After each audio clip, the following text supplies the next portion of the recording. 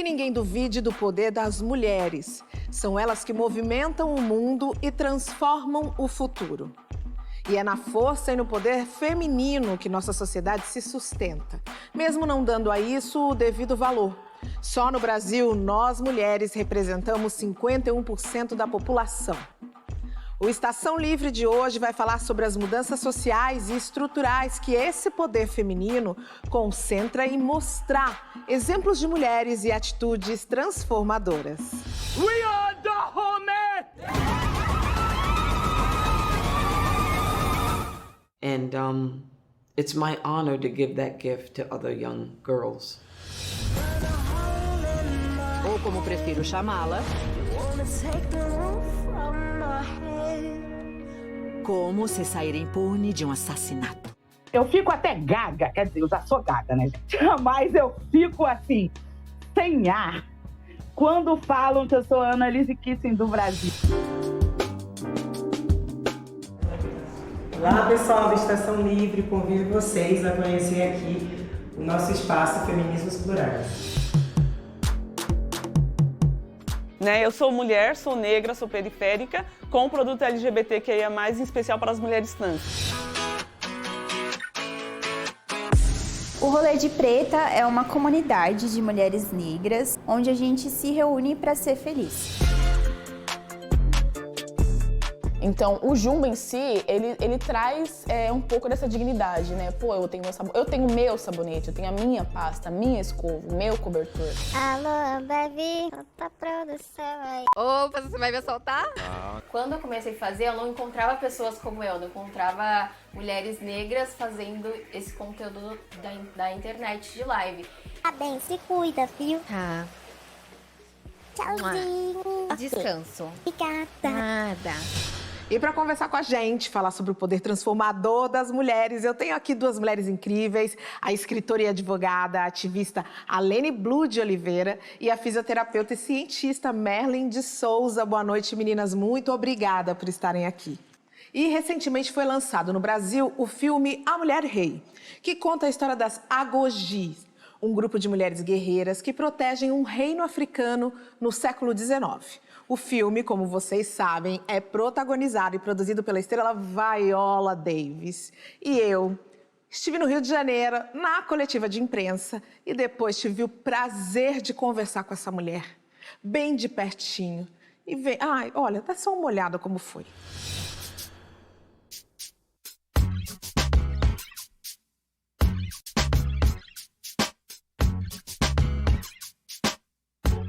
It always seems to be a celebration going on in Brazil. Can I mention that? You guys are always partying.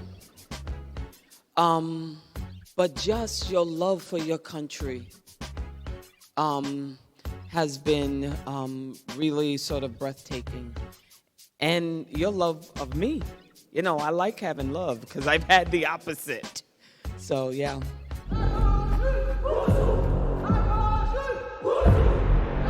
To be a warrior, you must kill your tears. What does it mean to you to tell this story with dark-skinned black woman in the middle, in the central of the narrative? To see you walk into the room and you're interviewing me with a smile, with a sense of your worth, with being moved, with feeling seen, with not feeling invisible. That is the greatest gift I could possibly imagine as an artist. And there's been so many years where I have not seen us in the narrative. And I've seen women that look like us, who are pushing a book or pushing a broom or just holding a baby, and I don't know who they are. And so I want us to feel seen. That's what I want. You are called to join the King's Guard. No kingdom in all of Africa shares this privilege. How do you feel about to be this light for everybody with this movie? Well, you know what? That's a little bit more difficult because sometimes I'm shy by nature.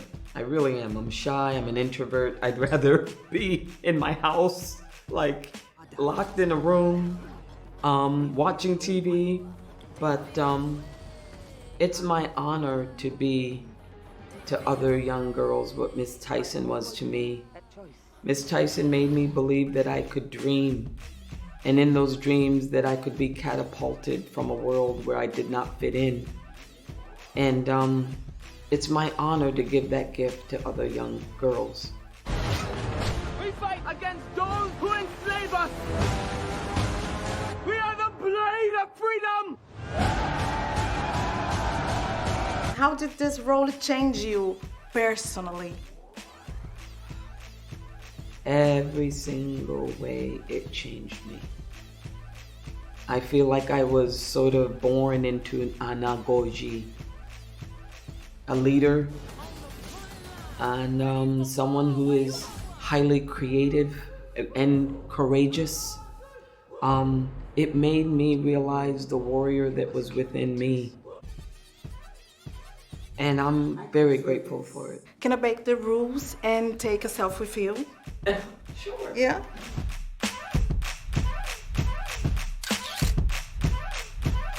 We are the homie.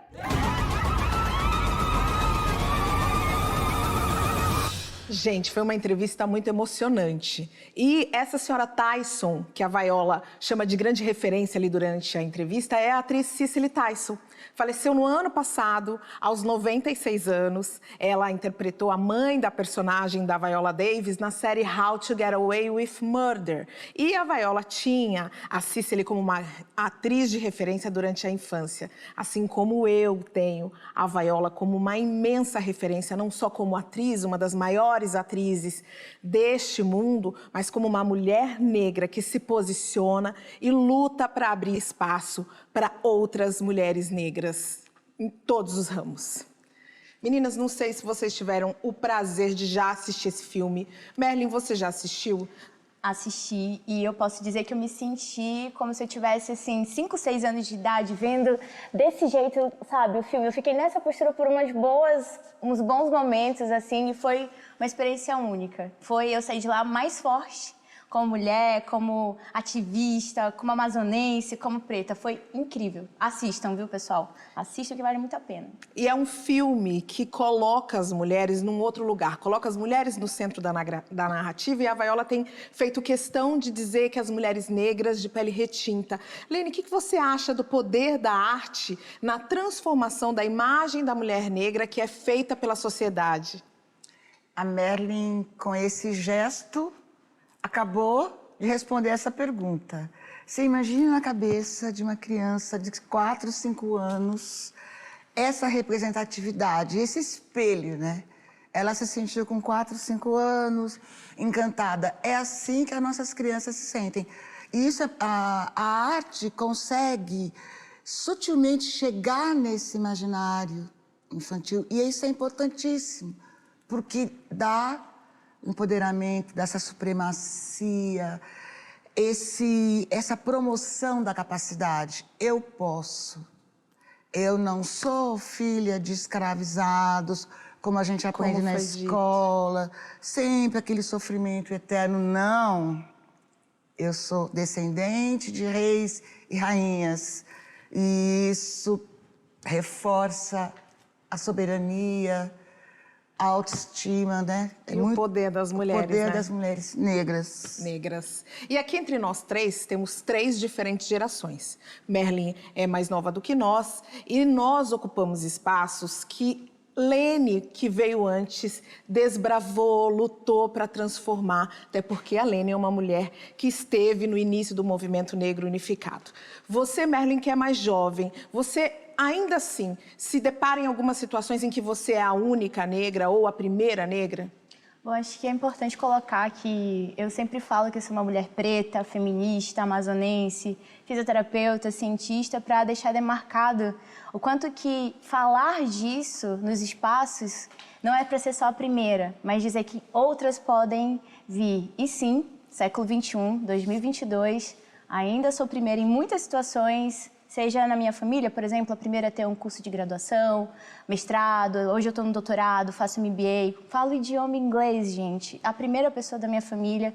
Então, dentro de casa, o pioneirismo existe E a partir dos muros, a partir das portas que existem, sim, principalmente quando olham pra gente e não acreditam que a gente é profissional de saúde ou que a gente não é cientista, né? Ah, não, mas você não é cientista, você não é modelo, você não é alguma outra coisa, né? Pelo perfil.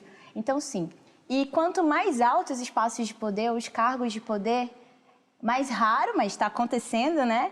E mais vem esse baque. Nossa, chegou lá, né? Pois é. Chegamos. E viemos para ficar e não estamos vindo sozinhas.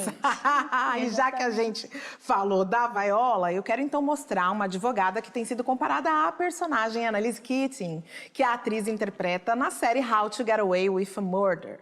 Ela virou hit na internet com vídeos que usam linguagem simples para explicar como é que as pessoas devem agir quando vivem ou quando presenciam situações de homofobia, de racismo, abuso infantil e de violência contra a mulher. Com mais de 1,5 milhão de seguidores, ou crime lovers, como ela gosta de dizer, a advogada criminalista Faida Bello desfruta do merecimento e do reconhecimento.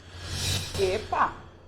Bateu em mulher? Com certeza é comigo. Injúria racial praticada pelas redes sociais recebe o triplo da pena, sabia? Até quando vocês vão pensar que a mulher é um corpo pronto disponível para uso? Para quem não me conhece, eu sou Faida Bello, sou advogada criminalista e trabalho com crimes de gênero e direito antidiscriminatório. Eu sou uma mulher preta, filha de uma mãe solo, cresci em um morro, estudei a vida inteira em escola pública, e sempre quis estar onde hoje eu estou. Se não fosse uma bolsa, hoje eu não ia estar aqui. Vocês que lutem, racistas, vai ter preto com diploma, sim. Eu sempre fui uma advogada de fórum, de escritório, e não dava muita corda para este mundo online, porque eu não tinha tempo. Até que um dia eu vi uma menina falando algo muito errado. Se tem uma coisa que eu tenho pavor, gente, fake news. E do nada eu abri a câmera e falei, epa, não pode não. E eu que não tinha ninguém na minha rede, acordei com 50 mil crime lovers, que é o nome que eu chamo eles.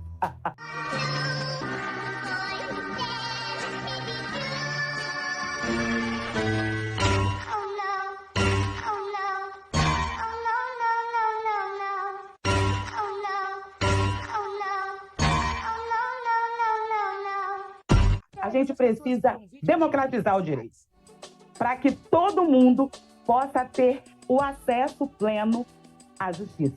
Sou a professora Annalise Keating e esta é a matéria Lei Penal 100. Ou como prefiro chamá-la, como se sair impune de um assassinato. Eu fico até gaga, quer dizer, eu já sou gaga, né, gente? Mas eu fico assim, sem ar, quando falam que eu sou a Annalise Keating do Brasil. Gente, a Annalise Keating é a Viola Davis. É a Viola Davis. A gente está falando de uma mulher preta que realmente representa o que eu penso sobre ser mulher preta. Que é uma ideia coletiva, que é uma ideia de força, de olhar para outras mulheres pretas, dizer, eu tô aqui para dar mão a você, para que você venha também. Eu acho, e eles dizem, né, que me remete a Annalise Keating é ser uma mulher brava. O racismo está integrado no DNA da América. Vocês conseguem compreender como o racismo é um crime monstruosamente arquitetado para se perpetuar neste país? Alguns podem afirmar que a escravidão terminou.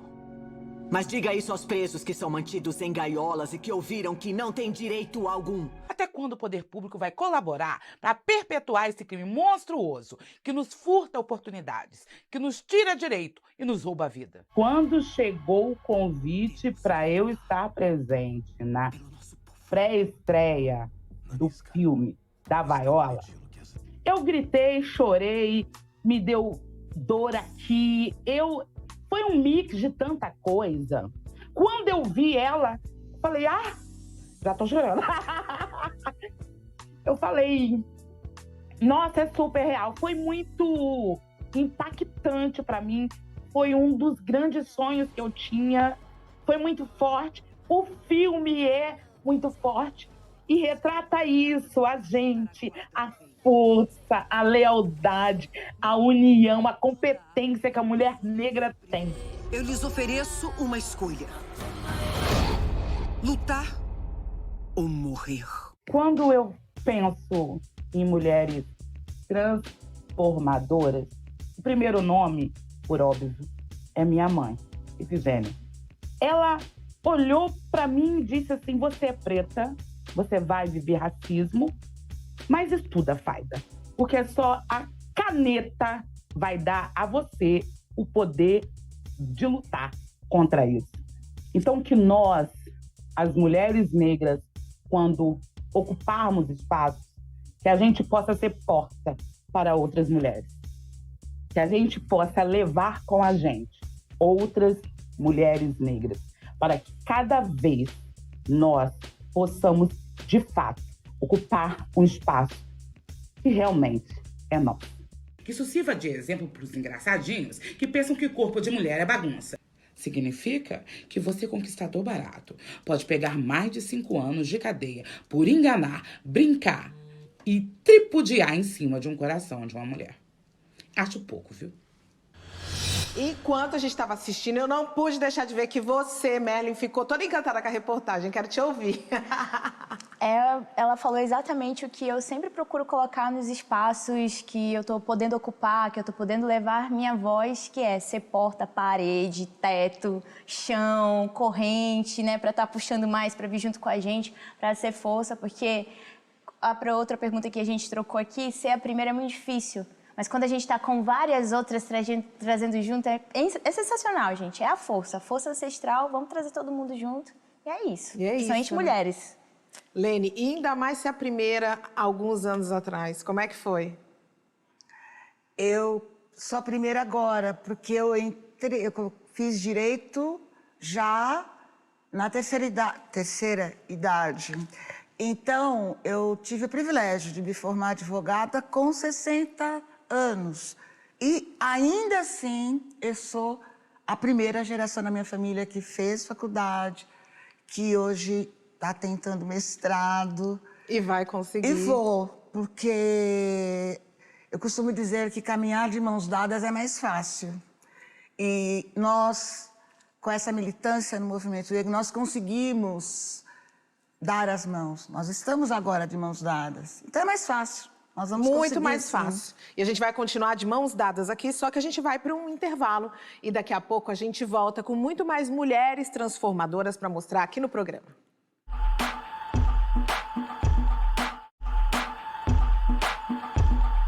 Estação Livre de volta, recebendo aqui Lene Blue e Merlin de Souza para falar do poder transformador das mulheres.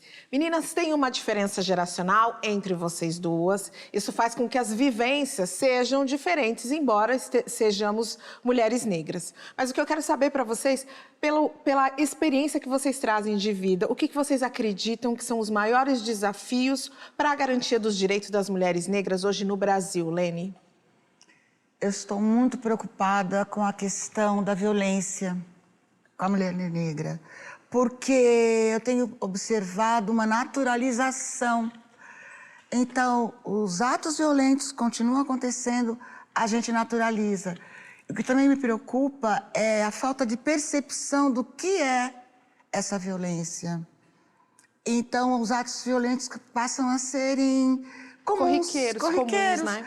Inclusive, existem pesquisas que demonstram que a violência contra as mulheres negras está em aumento. Isso me preocupa muito, já que você falou da questão geracional. Porque nós, no Movimento Negro, desde 78, nós temos como mote abaixo a violência contra a mulher. Então, são 44 anos falando a mesma coisa, mas existe uma forma de desviar isso, né? A violência passa a mudar o teor, os tons, não é o teor. Muda o tom da violência. E ela passa a ser desapercebida. E isso me preocupa muito. Solução é isso que a gente está falando aqui, né? Denunciar, falar, atentar os ouvidos, os olhos, o coração. E para você, Merlin? O que você acha que seria importante para que a gente conseguisse garantir direito para as mulheres negras agora em 2023? Bom, como profissional de saúde, eu não posso deixar de pensar sobre as políticas públicas para a saúde. E é importante a gente ressaltar que saúde não é só não ter nenhuma condição patológica, nenhuma doença, né? É o bem-estar social, é eu estar de bem com a minha vida, poder ir e vir com segurança, poder não me sentir violentada, violada, né? Poder ser escutada, poder usar um transporte público e tudo que a gente já sabe em relação ao que afeta uma saúde. Mas falando de uma forma como fisioterapeuta, principalmente, que atua na dor crônica, a minha área já traz vários índices de que as mulheres negras, e quanto mais a gente coloca indicadores sociais, indicadores de vida, de estilos de vida, né, dessas mulheres, estão mais prejudicadas. Então, acredito que a gente tem que defender também e lutar, e ser um mote mais ainda unificado nosso, né, para que a gente possa pautar acesso e educação em saúde, principalmente para nós mulheres negras. É isso que eu acredito e é isso que eu venho defendendo nos últimos anos aí nessa vida como fisioterapeuta. E tem um VT agora que tem tudo a ver com o que você falou, porque lazer também é saúde, né? Direito ao lazer também é saúde. E do isolamento na pandemia surgiu a vontade de sair, de fazer passeios culturais na companhia de mulheres com interesses plurais, que agregassem suas experiências. Assim nasceu o Rolê das Pretas, um aquilombamento que é cheio de acolhimento, de afeto e de respeito. E para o grupo, mais do que diversão, o rolê, na verdade, é um manifesto político, já que reunir mulheres negras com o objetivo de serem simplesmente felizes é, por si só, um ato revolucionário.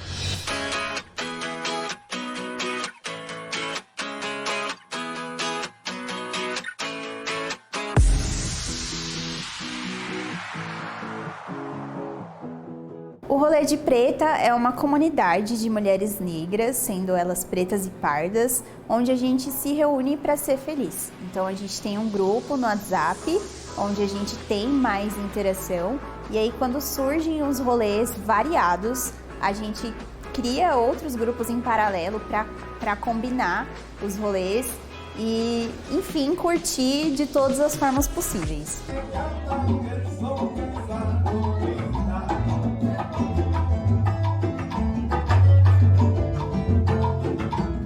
Eu fazia parte de uma comunidade no Facebook e aí surgiu um post de uma menina que gostaria de ir numa mostra de cinema, só que ela não tinha companhia para ir e ela meio que foi caçoada pelas pessoas por ela ter interesse em rolês culturais.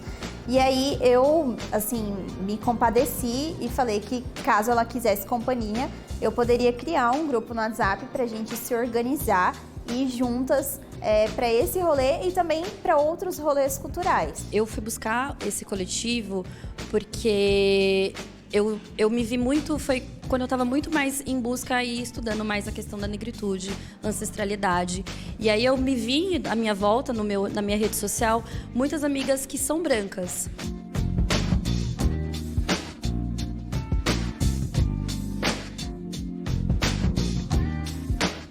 A gente prioriza rolês afrocentrados, então rolês que tem mais a ver com a gente, samba, rolês de black, de funk também, variados assim.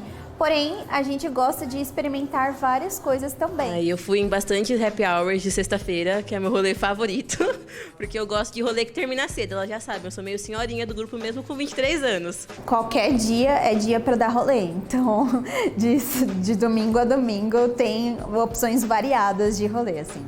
A gente fui no show também na Casa Natura, que foi um evento de pessoas pretas do Tindó. Muito mais que um baile, o Tindó se afirma como um espaço que potencializa as trocas. Eu me sentia muito sozinha. E na terapia, quando eu fui trazendo essas questões, a minha própria psicóloga falou assim, acho que você tá precisando se aquilombar. Muitas mulheres chegam no Rolê de Preta, indicadas por psicólogas, porque se sentem muito sozinha, têm dificuldade para fazer coisas juntos por conta do impacto da pandemia também. Então eu acho que sim, a gente tem influência e ajuda mulheres a lidarem melhor com essa questão. Eu acredito que o amor preto cura. E o amor preto em diversas proporções, tanto família, como amigos, como romântico.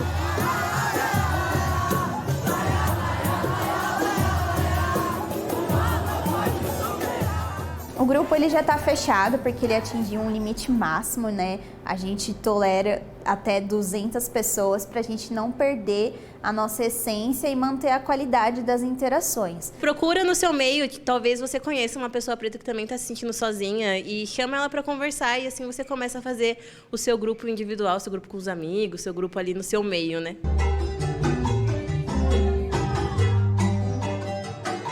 Quando a gente está num coletivo, não só para compartilhar dores, a gente sente a potência que nós somos. A ideia é que cada vez mais a gente possa fazer parcerias com espaços que a gente se identifica mais e a gente pensa também em expandir para outros estados e inspirar mulheres negras a se reunirem também para serem felizes.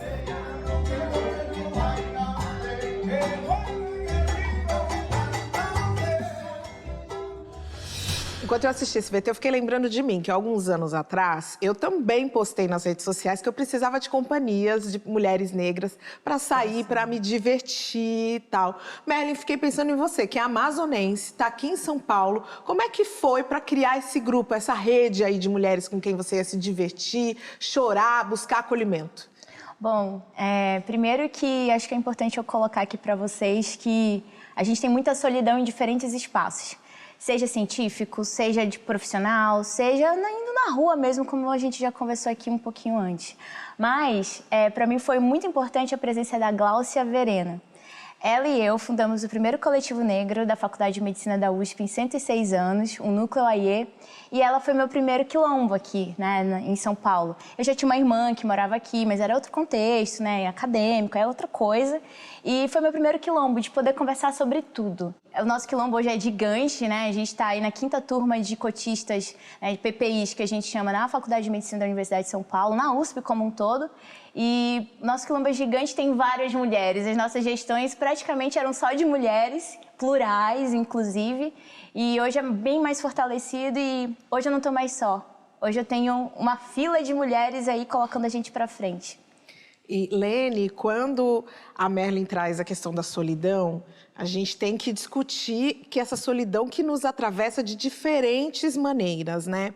E as mulheres negras hoje, elas estão vivendo mais e a solidão também atravessa elas depois dos 50 anos. Eu queria te ouvir falar um pouco mais sobre isso. Nossa, eu quero agradecer essa oportunidade, porque quem me conhece sabe que esse tema é meu dodói. Falar da invisibilidade do envelhecimento, porque nessa idade da Merlin, a gente não pensa nisso. E o envelhecimento, ele é comum, ele é uma coisa natural que vai chegar. Mas no caso da mulher negra, ele é potencializado por causa das desigualdades. Nós falamos hoje sobre desigualdade na saúde, na educação. Isso potencializa quando chega no final da vida, na idade, da terceira idade, esses nomes que se colocam na nossa geração, para a nossa geração, isso é muito mais sério, porque não existem políticas públicas para reverter a questão da saúde. Essa mulher já teve problemas educacionais o tempo todo, então o acesso à educação também a impediu de ter empregos dignos que façam com que ela consiga garantir uma aposentadoria digna. Nós temos 56% de mulheres negras que não têm nenhum benefício social, mas de nenhum tipo, inclusive esse último agora. Por quê? Porque o tempo todo, a vida inteira, trabalharam em situações sem acesso a uma carteira assinada, aos direitos legais de uma trabalhadora, né? Isso impede o acesso a benefícios. Consequentemente, essa velhice, esse envelhecimento, ele é muito mais difícil. Não existe esse sonho do envelhecimento digno para nós, mulheres negras, ainda. E nós temos que falar sobre isso, para fomentar políticas públicas e fomentar um outro olhar nosso, inclusive, para a idade. Para a idade. E a idealizadora da coleção de livros Feminismos Plurais, a filósofa Djamila Ribeiro, inaugurou um espaço de mesmo nome aqui em São Paulo. A ideia é acolher mulheres socialmente vulneráveis com atendimento psicológico, suporte jurídico e formação intelectual. E tudo de graça.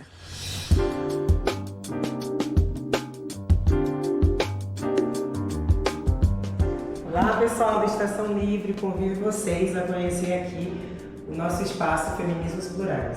Ele será aberto para todos e todas, mas majoritariamente nós queremos atingir mulheres. A gente está aqui numa área estratégica, né? Aqui em Moema, a gente está a 15 minutos do metrô da linha Lilás, que contempla as estações do Capão Redondo, do Campo Limpo.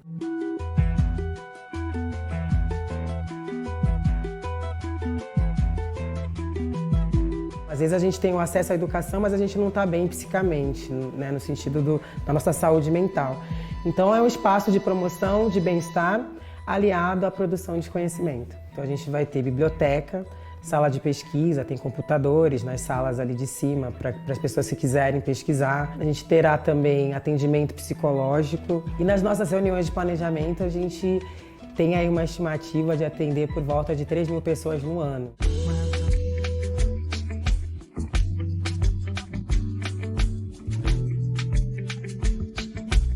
A gente lançou a coleção Feminismos Plurais em 2017. Ao todo, agora a gente tem 12 títulos publicados. Então, o Espaço Feminismos Plurais também vai ser um espaço em que a gente vai fazer os lançamentos dos títulos da coleção. Bom, eu vim prestigiar, né, a abertura pública desse espaço tão importante quanto o Espaço Feminismos Plurais e vim aqui também fazer o lançamento presencial do meu livro Trabalho Doméstico, que é o 11º título da coleção Feminismos Plurais. O transfeminismo traz a perspectiva do feminismo a partir da realidade das mulheres trans e travestis e das pessoas trans de maneira geral, entendendo o feminismo também como esse lugar a partir do qual as nossas experiências podem servir de análise, de movimentação, de luta política, né?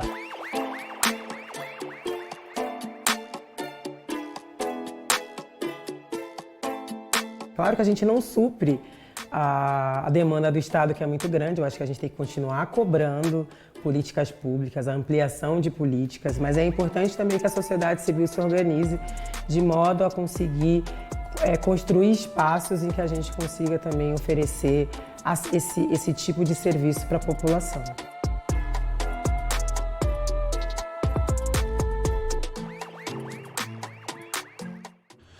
Mulheres transformadoras? Temos! Só que depois do intervalo, não sai daí que eu volto já já.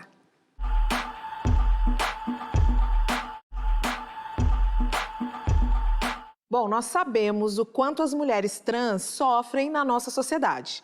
Discriminação, rejeição na própria família, falta de oportunidade de emprego, problemas na vida afetiva. Mas você já pensou nas dificuldades que elas enfrentam em relação à falta de opções para roupas íntimas, por exemplo? Pois uma enfermeira, mulher cis, lançou o seu olhar para essa comunidade e criou um produto inovador.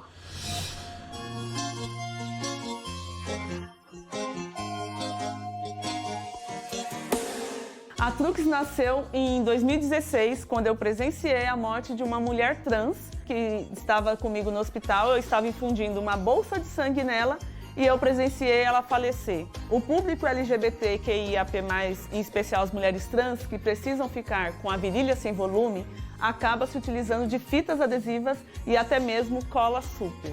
Com isso, ela não consegue se hidratar, muito menos usar o banheiro. Imagina uma mulher trans que sai pela manhã e só volta na parte da tarde. Ela só vai usar o banheiro a parte da tarde, que é quando ela consegue tirar essa fita adesiva no banho. Então, eu tive a ideia, né, de fazer essa calcinha, porém eu não costuro. Eu não sou da área da costura, de moda, nem nada. Eu entrei assim de supetão. Então, eu mesma fiz. Esse protótipo eu levei para uma costureira e falei, eu preciso dessa peça, porém um pouco mais bonitinha. E foi aonde surgiu a primeira calcinha minha, que é a Trux tradicional. Nós da Trux temos 16 variações de tamanhos. A Lina, ela já era minha cliente antes de entrar no BBB. E ela entrou lá com algumas peças da Trux, tanto moda íntima quanto moda praia. Eu, como uma empresa, né, privada, decidi ir a fundo nesse lado social. E aí eu conversando, né, me inscrevi numa aceleração com a ONU Mulheres e deu certo, gente. Aqui está o meu espaço e as meninas vão se profissionalizar num curso de corte e costura durante 6 meses. É um sonho meu, assim, costurar. Minha mãe era costureira. A gente tem que ter uma profissão, né? Fazer aquilo que gosta. Eu acho interessante esse movimento da gente estar aqui fazendo curso e tal, a gente sair daqui já também com emprego. Eu acho importante o curso exatamente para que a gente tenha mais especialização e consiga se desenvolver profissionalmente.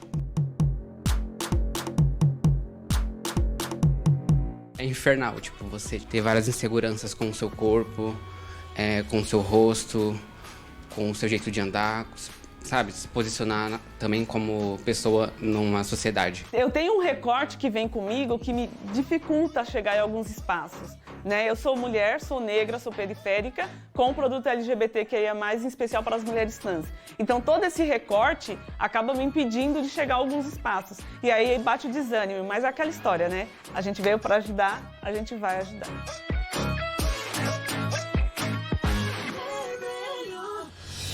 Não só veio para ajudar, como veio para transformar. Essa mulher é fantástica. Merlin, você que é uma ativista em prol de políticas públicas da saúde, a população trans é hoje uma população que está completamente à margem da ideia do que seria promover saúde para a população. O que a gente pode conversar um pouco sobre isso? Perfeito. Olhando tentando conectar com a área da saúde como um todo, as equipes multiprofissionais em saúde que existem, a gente precisa aprender a escutar, entender que existem vários corpos, tanto nós enquanto mulheres cis ou qualquer outro tipo de corpo de mulher, a gente precisa respeitar isso na nossa prática profissional, no atendimento, no acolhimento, nos tipos de cirurgias que serão feitas, a gente precisa escutar e saber essas demandas. E eu sinto que é uma falha, que ainda é um gap aí interessante que os profissionais, as profissões de saúde como um todo, ainda estão engatinhando. E o que eu promovo?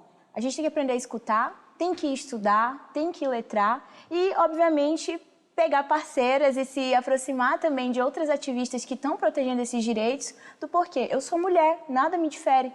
Como uma mulher que acabamos de ver aqui hoje, né, no VT. Então, assim, é importante, precisamos discutir, mas envolve um comprometimento maior com os conselhos de saúde, com os conselhos profissionais de saúde do nosso país. Nós temos várias profissões de saúde regulamentadas no nosso Brasil hoje e a gente precisa também conversar sobre essas populações que têm direito se garantido pela nossa Constituinte de 88. Lene, outra população que precisa vir para a roda na conversa é a população feminina carcerária aqui no Brasil, que é, em sua maioria, de mulheres negras. Nos últimos 8 anos, esse número de mulheres encarceradas cresceu mais de 700%, num país que tem admitido as políticas de encarceramento em massa como uma ideia para conter a violência, mas os números têm nos mostrado que isso não está mudando. Eu queria falar um pouco sobre essas mulheres. O que o movimento negro pode fazer para que a gente mude a situação dessas mulheres no cárcere? Pois é, a gente sabe que o encarceramento ele é um depósito de corpos, né? E ele está ligado a toda essa invisibilidade. Por exemplo, encarcerou, deixou... Esqueceu. E essa mulher não tem absorvente. Essa mulher não pode ficar com os filhos após a gravidez, ou só por um tempo. É muito... 6 meses elas ficam 6 com meses. o bebê. E isso é muito doloroso. Tá, o que nós podemos fazer? A gente sabe também que isso faz parte desse leque de iniquidades em cima do encarceramento da população negra. E os movimentos feministas, os movimentos de mulheres negras têm se atentado para um outro olhar para essa mulher, para reforçar minimamente as condições pessoais mesmo, né, de acesso. Porque ela é a única que vai ver o marido na cadeia, como também ela é a única que não recebe esse marido na cadeia. A solidão também atravessa essas mulheres. Chega muito intensamente. E nós ainda temos o caso de inúmeras mulheres que são presas injustamente, como a bailarina Bárbara Quirino, que passou por maus momentos quando foi acusada de roubo e passou mais de um ano encarcerada. Inocentada das acusações, a Bárbara se tornou uma militante da causa e criou a campanha Vidas Carcerárias Importam, que arrecada recursos para enviar itens básicos para as pessoas presas no estado de São Paulo.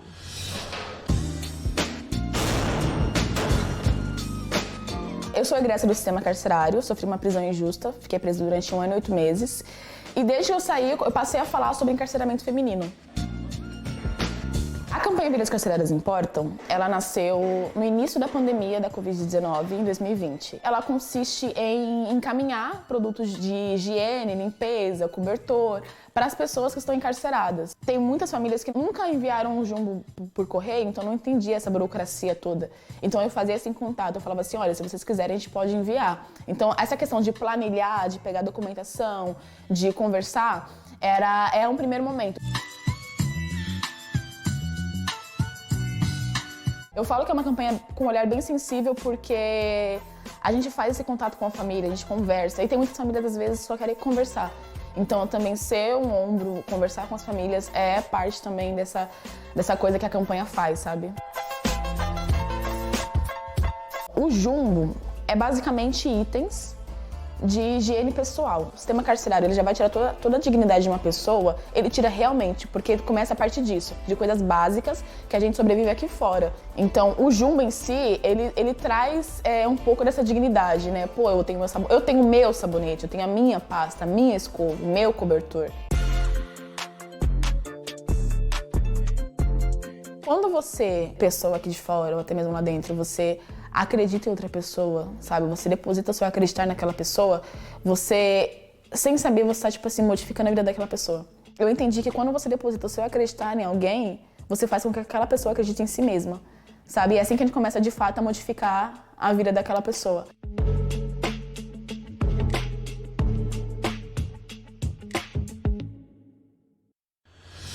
E ainda não acabou. Depois do intervalo, a gente vai ver que o protagonismo feminino chegou também nos games. A gente volta já já.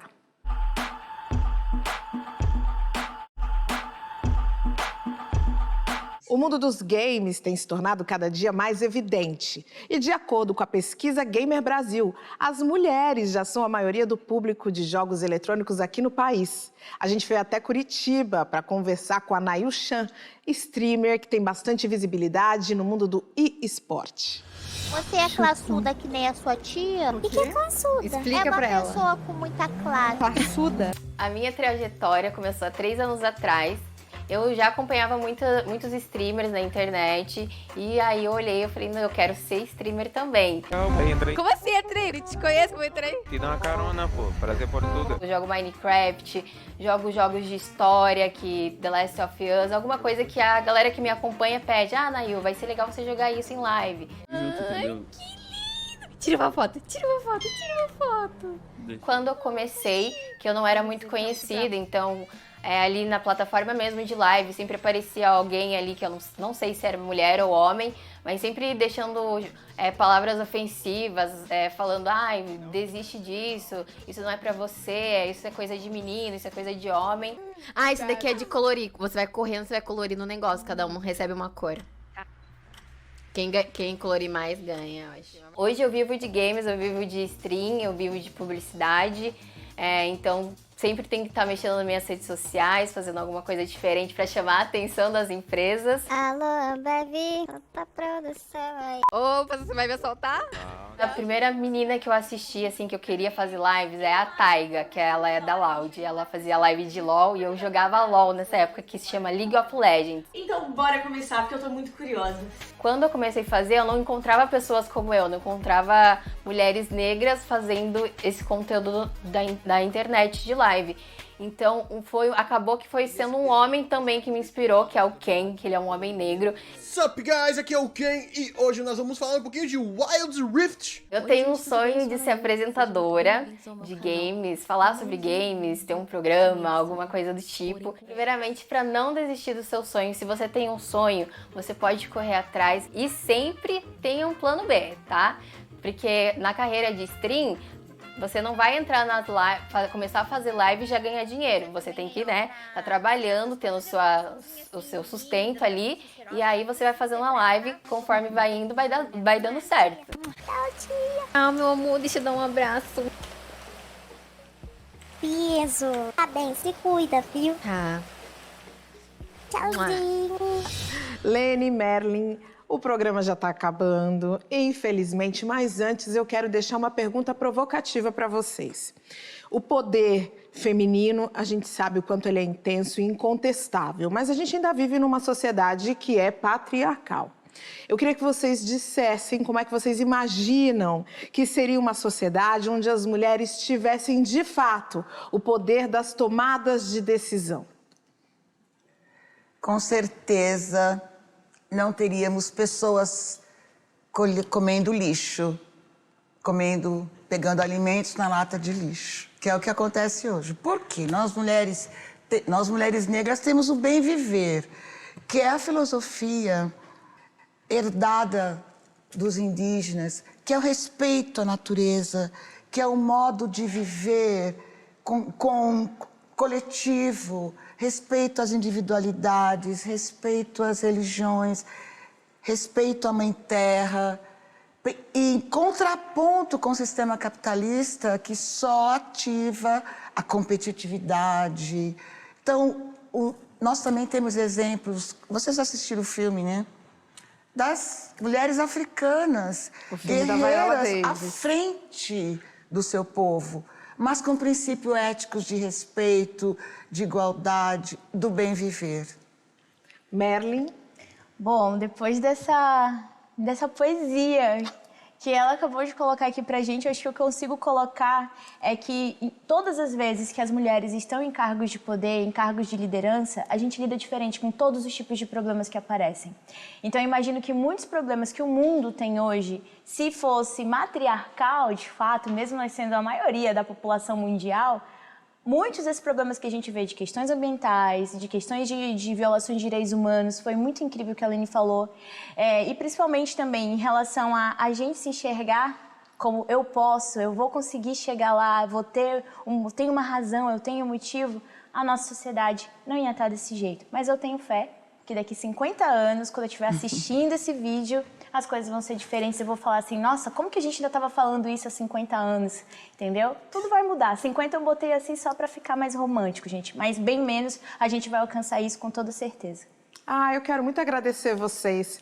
Foi um prazer fazer esse programa tão bonito, tendo vocês aqui ao meu lado. Obrigada. Obrigada, viu?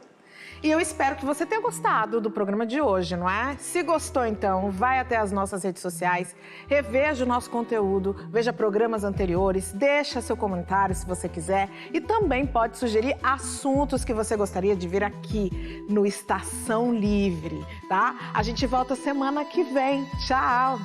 Meu choro não é nada além de carnaval. É lágrima de samba na ponta dos pés. A multidão avança como um vendaval. Me joga na avenida que eu não sei qual é. Pirata e super-homem tentam o calor. Um peixe amarelo beija minha mão. As asas de um anjo soltas pelo chão. Na chuva de confetes deixo a minha dor. Na avenida deixei lá.